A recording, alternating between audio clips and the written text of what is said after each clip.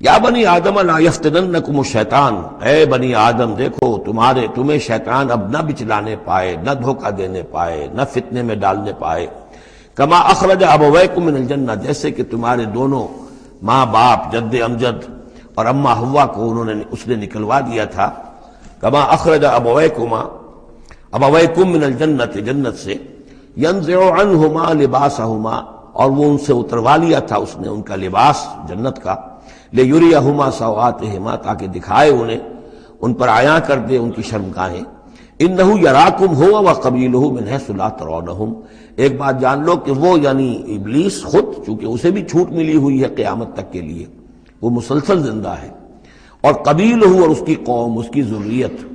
اور اس کے جو ایجنٹ ہیں جنات میں سے، چونکہ وہ انویزیبل ہیں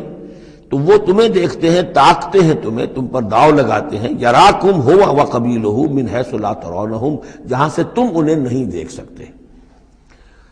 انا جعلنا الشیاطین اولیاء للذین لا یؤمنون، ہم نے تو شیاطین کو ان لوگوں کا دوست بنا دیا جو ایمان نہیں لاتے، جو ایمان نہیں رکھتے، ایمان نہیں لاتے، تو شیطان جو ہے جیسے گندگی جو ہے اس کے اوپر مکھی آئے گی، ایسے ہی جہاں اللہ کا ذکر نہیں ہے، اللہ کا ایمان نہیں ہے، خانہ خالی را دیو می گیرد، تو وہاں یہ شیاطین جن جو ہیں آ کر اڈا جمائیں گے۔